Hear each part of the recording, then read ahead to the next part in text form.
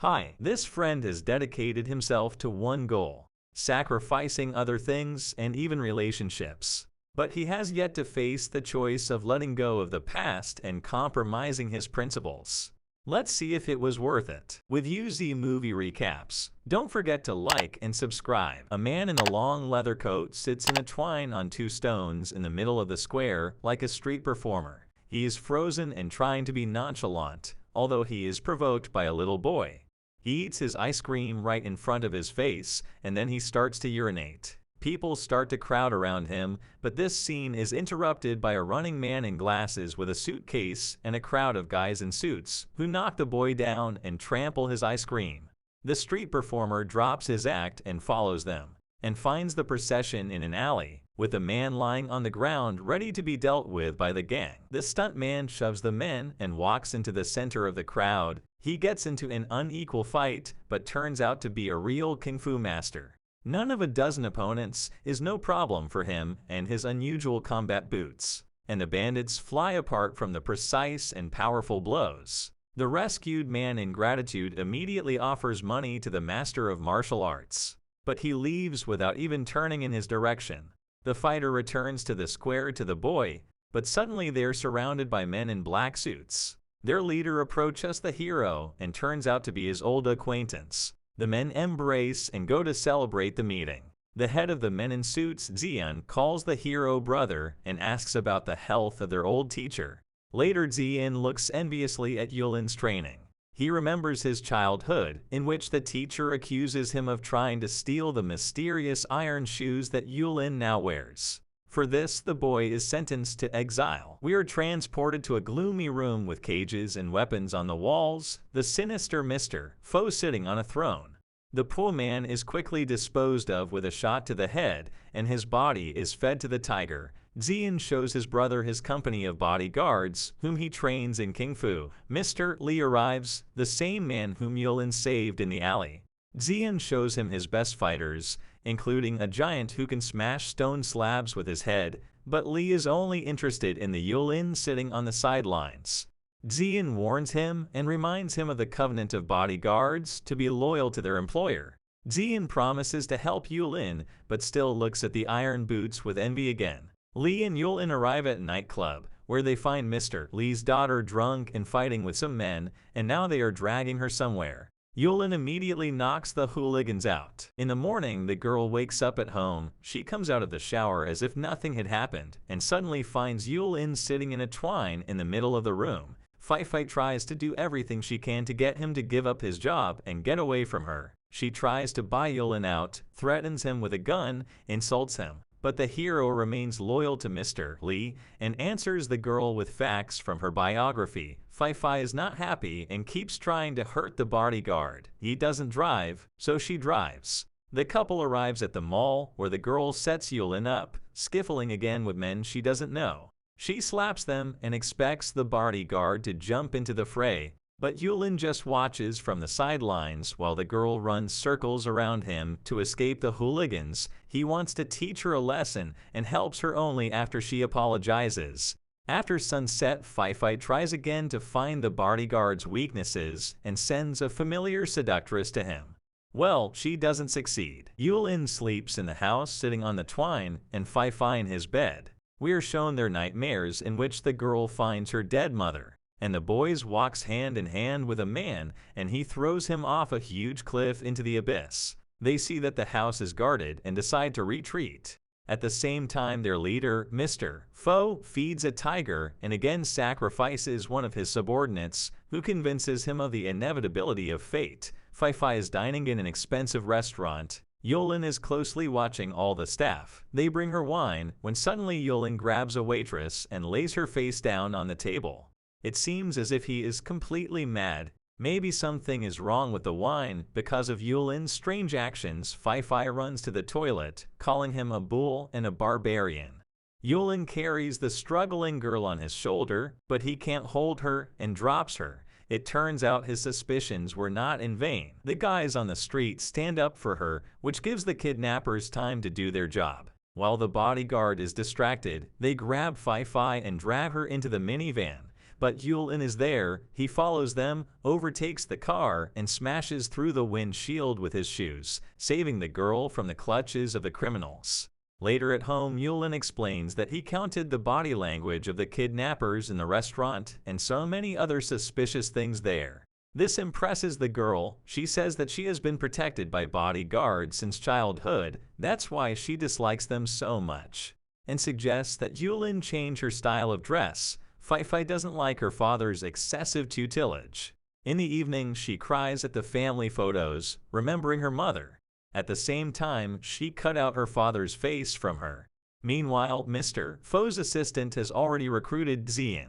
He agrees to the job and a sacrifice related to it. Yulin remembers his childhood and his teacher. He highlights his unique physical abilities and teaches him the iron leg style of 108 kicks.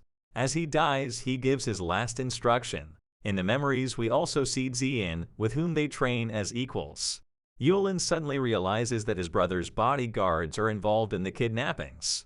The men meet on the balcony. Xian asks if a man can change. Yulin notices that his brother has already changed a lot. Xian wants to convert a huge old factory into a bodyguard base and glorify the iron leg style. He orders them to stop guarding Mr. Li's daughter and not ask questions. But Yulin is loyal to those he protects and demands answers. Xian is furious and wonders if Yulin has fallen in love with the girl. He's still resentful that the master only passed on the secrets of the style to Yulin and that he didn't reveal them to his brother, even though he promised to. Xian leaves the fight saying that they are no longer brothers, which hurts Yulin, but he is loyal to himself and continues to guard the girl, but he also tries to understand why his brother has changed so much. He remembers again episodes from his childhood. The bodyguard takes Fei away so that they will not be found by intruders. Yulin suggests she lay low and wait for news from the girl's father. Xian recalls his difficult youth in the slums, where he had to fight to survive, until one day a mysterious man in a Mercedes Fo offered him a job. The girl finally asks the hero directly about his strange shoes. It turns out they weigh 25 kilos each, and for 10 years he has to wear them without taking them off. She also asks him to teach her kung fu techniques. Yulin agrees. Fei worries if the bodyguard who was dozing off is dead. She can hear his heartbeat, and we learn another interesting fact: his heart is on the right side. The young people become very close, spending carefree days on the beach. But in the meantime, the mafia gets to Mr. Li. The leader Fo confesses that he killed Li's wife and was waiting for the old fake to take revenge. Xian is now among the bandits. Fo reveals the secret of his success in the criminal world. He has never been afraid to sacrifice with others. Yulin realizes that he won't wait for Mr. Li and remembers the promise he made. Again, the words of the old master resound in his mind. How will the hero use his power? Xian is practicing when he is informed of Yulin's location and sends his henchmen after him. They can't defeat the master in a fair fight, so they need to use cunning. The numerical advantage allows the bandits to steal the girl. Yulin catches up with them in the hangar, where he immediately falls into a trap. His leg is chained. He frees himself and dodges all the attempts of his enemies to pierce and chop him with sharp blades. Finally, a worthy opponent, a giant, lifts the hero in the air and throws him to the floor. The fighters shackle both legs of Yulin, but he continues to fight even in this position. Although he misses many direct blows, he is almost knocked out, but he is still able to stay on his feet. The bloody Kung Fu master is defeated, and Xian, whom Yulin thought was his brother, sends him into a freshly dug grave with his fist. The hero is buried alive, but using the experience of heavy breath-holding training, Yulin literally rises from the dead and digs himself out of the grave. A wall of rain washes away the remains of the earth. Yulin watches a tape that Mr. Li gave him for a rainy day. In it, he addresses his daughter. The man has 4th-degree cancer, and before he dies, he wants to take revenge on his wife's killers. Li wants to protect her from his dangerous affairs and wishes her a peaceful and happy future. But the girl is a prisoner of the mafia. She suffers all the time from her father's ambitions and conflicts.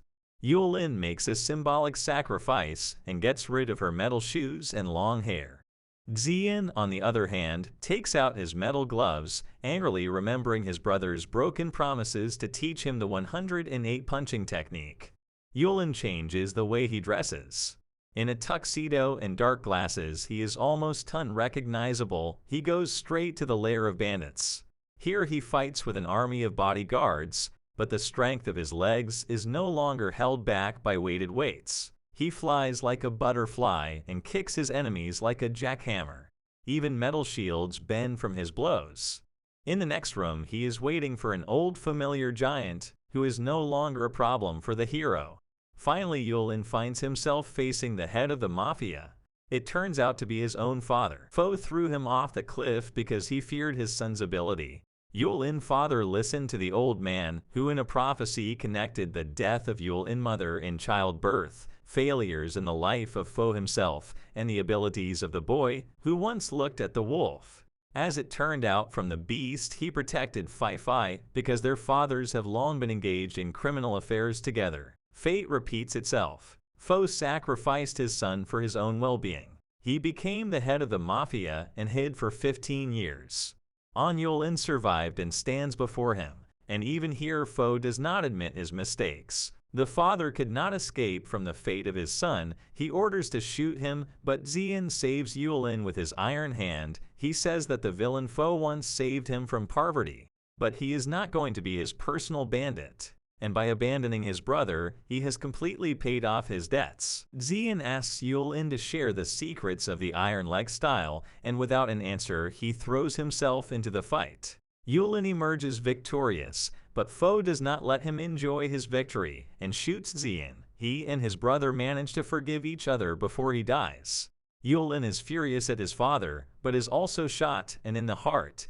But this is not the end of the story. We remember that it is on his right side. Wounded, he approaches his father to finish off this cruel villain. But the villain only wants that. Again, the father accuses his son of the death of all the people close to him, his mother, his teacher, his brother. Yulin does not want to be like his father and decides to spare him. He leaves without paying attention to his father's curse about the inevitability of fate. Fai says goodbye to his father at his grave and promises to grow up. Yulin scatters the ashes of his teacher. He follows his precepts rather than his father's. The hero chooses to see hope in the world rather than darkness. Share your thoughts in the comments, whether you believe in fate and the ability to resist it. But don't forget to like and subscribe to get cool retellings as often as possible. Bye.